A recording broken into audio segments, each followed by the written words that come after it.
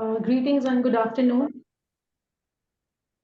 Greetings and good afternoon. On behalf of Center for Law and Security, I warmly welcome my esteemed guests on this webinar session, which is a regular feature of the center.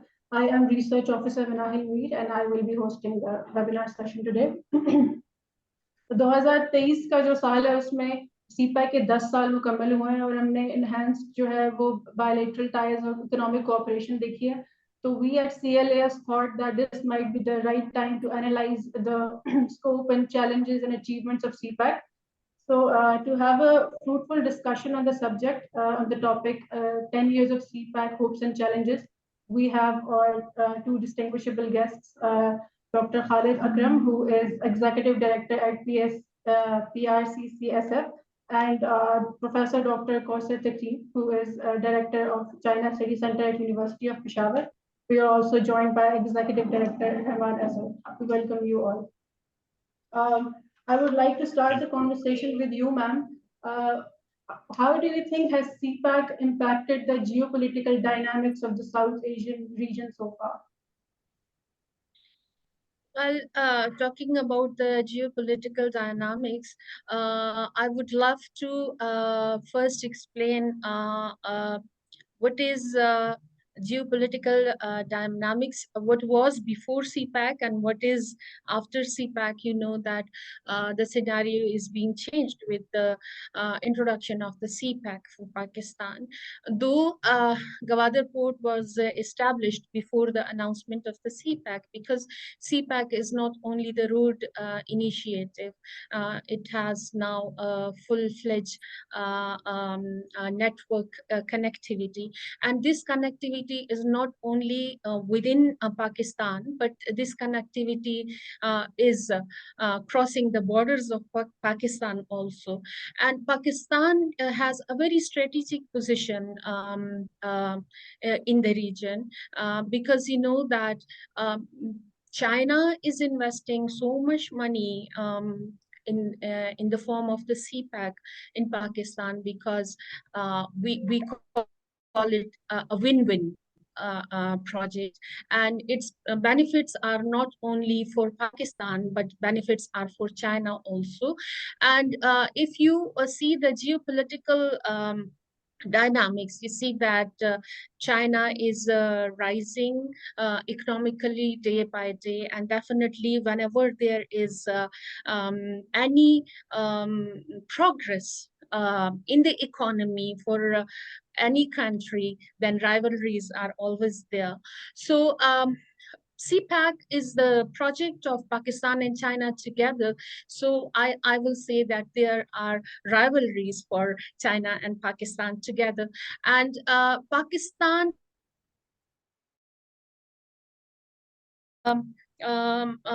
its boundaries are connected with the countries which are not very much in favor of Pakistan development, because you know that on one side there is India, and on the other side there is Afghanistan and Iran. But the development of Pakistan will benefit these countries also. So they should think like that. If CPAC is bringing opportunities for Pakistan, CPAC is also bringing opportunities for these neighboring countries. And you know that China's utmost aim is to be connected to the neighbor countries.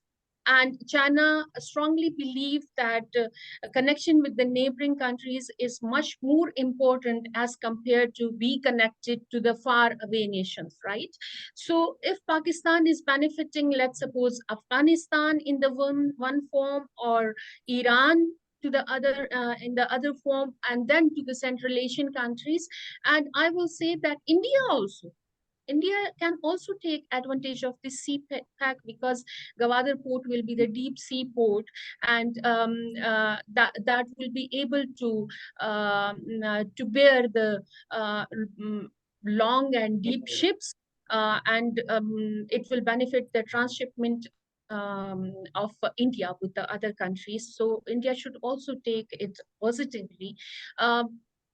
Today, if Pakistan is not that much developed country, tomorrow it will be. And it will change the geopolitical dynamics of Pakistan. And we will be able to have good economic relations with Iran, with Afghanistan, with Central Asian countries, and definitely with China. And then through Gwadar Port, by increasing our exports, we can be very much connected to the other states which may be far away, Right. but this Gwadar Port will help us to connect with them through the ji. outsourcing. Yes, please. अच्छा, मैं थोड़ा सा जरा doctor Khalid साहब को भी जरा discussion में शामिल करना चाह रहा हूँ। खालिद साहब, अभी जब चाइनीज प्रीमियर यहाँ पर थे और हमारे यहाँ जो सेलिब्रेशन हुई तो उसमें कहा गया कि this is phase 2 of CPEC. तो बहुत सारे लोग शायद अभी तक फेज 2 का और फेज 1 का कॉन्सेप्ट, और is there going to be a phase 3 और नॉट, मेरा ख्याल है I think it will be interesting अगर आप थोड़ा सा जरा उस पर जो है वो बता सकें। And how do you compare the completion of phase 1 with starting of phase 2, उसके अंदर हमारे क्या challenges थे? और डॉक्टर साहब ने तो अभी बड़ी अच्छी एक टीम उन्होंने दरमियान में कहा, उन्होंने कहा कि Pakistan before CPEC and Pakistan after CPEC. तो मैं यही phase 1, before phase 1, after phase 1 and then before phase 2, आपकी असेसमेंट क्या है? जी, थैंक यू वेरी मच। सबसे पहले तो मैं ये बताता चलूं कि सीपैक कोई आइसोलेशन में प्रोजेक्ट नहीं है। ये basically it is part of a bigger BRI corridor का ये हिस्सा है। अनफॉर्चुनेटली पाकिस्तान में BRI के बारे में जरा अंडरस्टैंडिंग कम है और सीपैक के ऊपर जोर ज्यादा है। और दूसरी बात ये कि BRI के जो फेजेस हैं वो सीपैक के फेजेस नहीं है, वो बेसिकली BRI के फेजेस हैं। और BRI के जो फेजेस हैं, फेज 1 10 साल में जाके कंप्लीट नहीं होता। फेज 1 जो BRI का ओवरऑल फेज 1 है जिसमें पाकिस्तान शामिल है, वो 2025 में खत्म होगा। सबसे पहले तो ये बात समझने की है कि BRI का फेज 1 है क्या। BRI का फेज 1 है completion of the infrastructure. BRI के अंदर जो इंफ्रास्ट्रक्चर कॉरिडोर्स हैं, CPEC is part of those infrastructure corridors. जो 6 कॉरिडोर्स हैं उनमें से एक कॉरिडोर पाकिस्तान में से गुजर रहा है, 3 कॉरिडोर सेंट्रल एशिया में से गुजर रहे हैं, एक कॉरिडोर ईस्ट एशिया में से गुजर रहे हैं और एक कॉरिडोर है जो कि चाइना मंगोलिया रशियन कॉरिडोर है। तो पहली बात ये कि ये 6 कॉरिडोर्स पैरेलल हैं एक दूसरे से और इन सब पे साइमल्टेनियसली काम हो रहा है। ऑल्दो चाइना ने इस साल BRI की 10th एनिवर्सरी मनाई है। इसके पीछे भी मैं आपको बताता चलूं कि ये 10th एनिवर्सरी मनाने का रीजन ये था, ये 10th एनिवर्सरी इन्होंने नहीं मनानी थी। 2025 में कंप्लीशन ऑफ BRI इन्होंने मनाना था, लेकिन क्योंकि कोविड की वजह से पिछले 2 साल में चीजें बहुत सारे मुल्कों में, नॉट ओनली पाकिस्तान, बहुत सारे BRI कंट्रीज के अंदर चीजें जरा स्लो डाउन हो गई थी, मेल्ट डाउन हो गई थी। मेल्ट डाउन से मुराद मेरी ये है कि कुछ चीजों पे काम बिल्कुल रुक गया था और कुछ चीजें जो हैं वो चल रही थी आगे। तो ये BRI की 10th एनिवर्सरी पूरी दुनिया में मनाई गई है। अभी रिसेंटली लास्ट 2 मंथ्स में मैंने किर्गिस्तान में भी BRI की एनिवर्सरी जाके अटेंड की। अभी few days back I was in Moscow, Russia में भी। नहीं हो रहा या सीपैक से रिलेटेड नहीं है, ये हर जगह पर हो रही है। एक तो मैं थोड़ा सा, आप लोग क्योंकि लॉ को डील करते हैं, आपकी प्लेटफॉर्म को यूज करते हुए एक बात आप लोगों को भी क्लियर करना चाहूंगा और सबको कि हमें सीपैक से ज्यादा बात करने की जरूरत है BRI के ऊपर। वजह यह है कि CPEC in isolation is nothing. CPEC है क्या? सबसे पहले तो ये बड़ा पाकिस्तान में मिसकंसेप्शन है। सीपैक इज बेसिकली एक ट्रांजिट रूट है। सीपैक को चाइना फ्लैगशिप प्रोजेक्ट क्यों कहता है? फ्लैगशिप प्रोजेक्ट इसलिए कहता है कि this is the only corridor जो सिर्फ एक मुल्क में से गुजर रहा है। सो चाइना के लिए सीपैक को एज अ मॉडल दूसरे मुल्कों में सेल करना आसान है, बिकॉज बाकी जो 5 कॉरिडोर्स हैं वो कोई 8 मुल्कों में से गुजर रहा है, कोई 10 मुल्कों में से, कोई 15 मुल्कों में से, कोई 20 मुल्कों में से कॉरिडोर्स गुजर रहे हैं। सो सीपैक को फ्लैगशिप प्रोजेक्ट चाइना इसलिए कहता है कि दिस इज वन प्रोजेक्ट जो कि सिर्फ एक मुल्क से गुजर रहा है। पहले तो ये बात समझने की है। दूसरी ये बात समझने की है कि व्हाई दिस सेलिब्रेशन नाउ। इसका 10th एनिवर्सरी जो BRI की मनाई जा रही है वो दुनिया के सारे ममालिक में मनाई जा रही है, बहुत हाई प्रोफाइल विजिट्स के साथ मनाई जा रही है। पाकिस्तान में जो चाइनीज वाइस प्रीमियर आए थे, उस विजिट की इंपॉर्टेंस को मैं इसलिए ज्यादा समझता हूं कि चाइनीज गवर्नमेंट ने अपने रिप्रेजेंटेटिव्स पूरी दुनिया में भेजे हैं 10th एनिवर्सरी को मनाने के लिए, लेकिन जो पाकिस्तान में जो उनका रिप्रेजेंटेटिव आया है ये वो हैं जो कि सीपैक और BRI प्रोजेक्ट के साथ चाइना में डायरेक्टली मुंसलिक हैं। और तो पाकिस्तान के अंदर ये बड़ा बात चलती रही कि जी एक वाइस प्रीमियर आए हैं और उनको बड़ा प्रोटोकॉल दिया गया, बिल्कुल ठीक दिया गया, क्योंकि ही इज द पर्सन जो कि हु इज बेसिकली BRI के प्रोजेक्ट्स को ओवरसी कर रहे हैं चाइना में बैठ के। तो एक उनका पाकिस्तान आना इस बात को शो करता है कि not only Pakistan China friendship but among the corridors किस कॉरिडोर को चाइना ज्यादा इंपॉर्टेंस देता है। मैं बात नहीं करूंगा कि इस प्रोजेक्ट के फायदे क्या हैं, क्योंकि इस प्रोजेक्ट के फायदे बहुत ज्यादा हैं। मैं सिर्फ ये बात करूंगा कि इसके चैलेंजेस क्या हैं। इसके चैलेंजेस बहुत ज्यादा हैं जो कि अनफॉर्चुनेटली हम उन पे काम नहीं कर रहे। और आज अच्छा हुआ कि आपके सेंटर ने मुझे इस पे इनवाइट किया, तो I would like to sit with you people in next few days, और मैं आपको उस पे मैंने कुछ काम किया हुआ है, वो काम जहां तक मैंने किया हुआ है वो आपको मैं ला के दूंगा। सबसे बड़ा चैलेंज है हमारे लिए जिस पे मैं चाहूंगा आप लोग काम करें, उस पे इंशाल्लाह I will help you in that. वो ये है कि इस सीपैक का एंड यूजर कौन है। इस सीपैक का एंड यूजर लैंडलॉक कंट्रीज हैं जिन्होंने अरेबियन सी, इंडियन ओशन तक आना है। अब लैंडलॉक कंट्रीज कौन सी हैं? लैंडलॉक कंट्रीज अफगानिस्तान है, landlock countries central Asian countries हैं। सबसे पहला चैलेंज ये है कि हमारा लीगल फ्रेमवर्क और उनका लीगल फ्रेमवर्क बिल्कुल फर्क है, क्योंकि वो सारी की सारी कंट्रीज फॉर्मर सोवियत स्टेट्स हैं और पिछले 30 साल में उन्होंने जो अपना लीगल फ्रेमवर्क अडॉप्ट करके रखा हुआ है वो रशियन लीगल फ्रेमवर्क है। हम क्योंकि ब्रिटिश कॉलोनी थे इसलिए हमारा जो लीगल फ्रेमवर्क है वो ज्यादा ब्रिटिश सिस्टम के ऊपर है। तो सबसे पहले तो आपको आपके सेंटर को उनके सेंटर्स के साथ वो मैं आपको कनेक्ट करवा दूंगा, बैठने की जरूरत है, बिकॉज एंड यूजर हम हैं। मतलब यहां से ये सीपैक रूट को उन्होंने इस्तेमाल करना है। अब जब वो सीपैक रूट को इस्तेमाल करेंगे तो हमारे और उनके लॉज ही आपस में नहीं मिलते। उन सबके ट्रेड लॉज फर्क है, हमारे ट्रेड लॉज फर्क है, उन सबके लेबर लॉज फर्क है, हमारे लेबर लॉज फर्क है। बहुत सारी मुल्क तो उनमें WTO के बहुत सारे इश्यूज जो है वो सामने आते हैं और हमारा करेंसी चाइनीज कंपनीज काम कर रही हैं और जो पाकिस्तानी कंपनीज जहां वो JV करती हैं। जी नहीं, अभी असल में मसला क्या है, अभी आपको इसलिए फील नहीं हो रहा कि आप ज्यादातर प्रोजेक्ट्स जो हैं वो बायलैटरल हैं। बायलैटरल में तो आप फॉर दैट पर्टिकुलर प्रोजेक्ट एक लीगल फ्रेमवर्क बना लेते हैं, लेकिन जहां पे मल्टीलेटरल कंट्रीज इन्वॉल्व होती हैं या क्वाड्रिलेटरल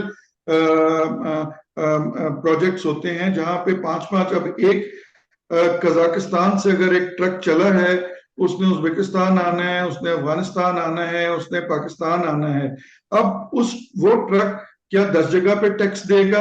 अगर वो 10 जगह पे टैक्स देगा तो चीज कितनी एक्सपेंसिव हो जाएगी। अभी हम जो काम कर रहे हैं हम SCO फ्रेमवर्क के अंडर काम कर रहे हैं, लेकिन SCO फ्रेमवर्क जो है वो बहुत वाइडर फ्रेमवर्क है। उसके अंदर अभी जो कुछ हो रहा है, अभी कजाकिस्तान के साथ ट्रक जा रहे हैं, उज्बेकिस्तान में हमारे NLC के और TCS के ट्रक जा रहे हैं, लेकिन क्योंकि इसके अंदर मैं डायरेक्टली इन्वॉल्व हूँ, कजाकिस्तान, उज्बेकिस्तान और अजरबैजान में अभी हमारे ट्रक वाया ईरान जा रहे हैं। तो वहां पे अभी हमें जो प्रॉब्लम आ रही है वो ये आ रही है कि हमारे ट्रक उज्बेकिस्तान तक तो जा रहे हैं, लेकिन उज्बेकिस्तान में जाके जब सामान अनलोड हो जाता है, और फिर वहां से जब नए ट्रक में जाता है कजाकिस्तान, वो हमारी ट्रेड के अंदर काउंट नहीं होता। वो जो फिगर है वो काउंट होता है उज्बेक ट्रेड विद कजाकिस्तान में। तो ये बहुत सारे इस किस्म के चैलेंजेस हैं। उसके अलावा करेंसी एक्सचेंज का हमारा करेंसी एक्सचेंज का किसी मुल्क के साथ कोई नहीं है। फिर हमारा आर्बिट्रेशन सिस्टम नहीं है। You will be surprise to know कि अगर हमारा नेबरिंग कंट्रीज के साथ, इवन अफगानिस्तान के साथ भी कोई छोटा सा डिस्प्यूट होता है, बिजनेस टू बिजनेस डिस्प्यूट होता है, तो आर्बिट्रेशन सेंटर जो है वो सिंगापुर में है। Why should we go to Singapore to do arbitration? क्या हमारे पास लॉयर्स की कमी है? क्या हम इंटरनेशनल आर्बिट्रेशन सेंटर पाकिस्तान में नहीं बना सकते? सेंट्रल एशिया वालों के लिए आर्बिट्रेशन सेंटर एक कजाकिस्तान वालों ने बनाया हुआ है, which is a very good model. मैंने उसको लास्ट ईयर विजिट किया था। आई फील के उस तरह का एक इंटरनेशनल आर्बिट्रेशन सेंटर फॉर सबसे बड़ा एक्चुअली जो सबसे बड़ा चैलेंज मैं बिल्कुल अकरम साहब को सेकंड कर लूंगी। जो हमारा सबसे बड़ा चैलेंज है वो है पॉलिसी मेकिंग का। जब तक हम पॉलिसी मेकिंग इसके लिए नहीं करेंगे, सीपैक हमारे लिए जितनी भी अपॉर्चुनिटीज लाएगा, मेरा अपना ये बिलीव है कि अपॉर्चुनिटी सिर्फ उस वक्त अपॉर्चुनिटी है जब आप उसको ग्रैब कर लें।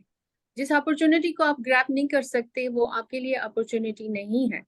तो अगर हमारी पॉलिसी मेकर्स इस चीज को कंसिडर नहीं कर रहे हैं, जैसे अकरम साहब बता रहे हैं कि हमारे लॉज डिफरेंट हैं, हमारी पॉलिसीज डिफरेंट हैं, जाहिर है ब्रिटिश के अंडर रहे हैं बहुत अरसे तक, और हमारी सारी चीजें उन्हीं के लॉ के मुताबिक बनी हुई हैं सारी पॉलिसीज।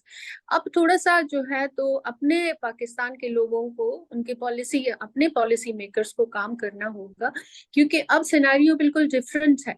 अब अगर हम सीपैक के अंडर चाइना के साथ कोई भी ट्रेड रिलेशंस रखते हैं या सेंट्रल एशिया के साथ ट्रेड रिलेशंस रखते हैं, इवन अफगानिस्तान के साथ या ईरान के साथ, तो वो बिल्कुल ही इन पॉलिसीज से हटकर हैं जो कि यूके के अंडर आता है, यूरोप के आता है। तो बिल्कुल अकरम साहब मैं आपको सेकंड करूंगी कि एक बहुत बड़ा चैलेंज है।